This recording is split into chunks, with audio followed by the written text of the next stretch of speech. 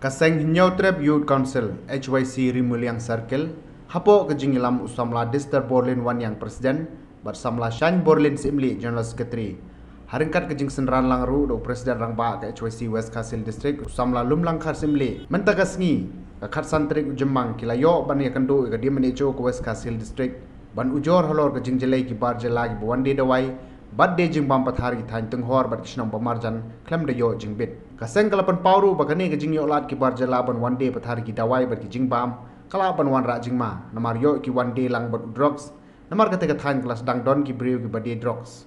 bade ke jing bam la shu one day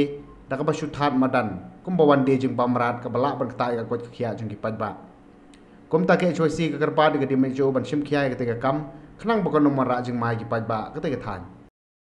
Youth Council Rimuliang Circle hari kat gajinya don lang yang nang yalam Bapak Presiden yang HYC West Kasil District ilawan ni kenduk nang taya di madam di MHO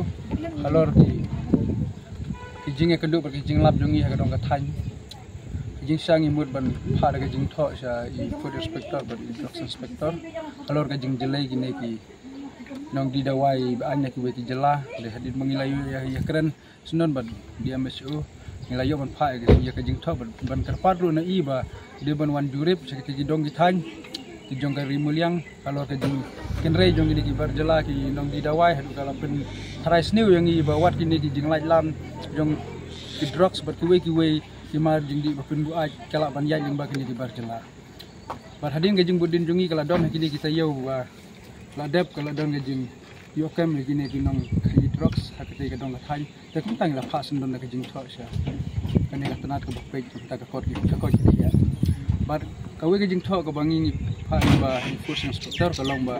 kala jing jelai pelat yung kini hi di bendri di banabar hakiyau bordar stay banwandi di jimbam masukre madan lakum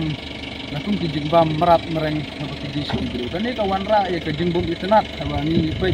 ya ka ne ka jinglom jimbam ya kum tana ka jing ni terpat jure kani ka tanat ka bagi pe ya ni ba ki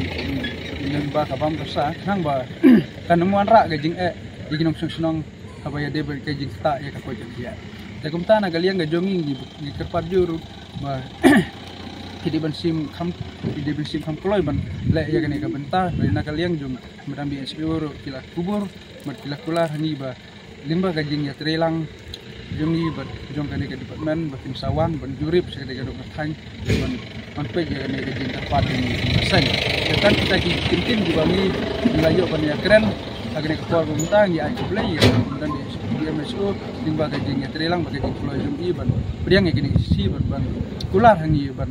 le kham kloy ban wan sekte ga dok than ban jurip ni jing kerpat limba ki si bangi la pha besbo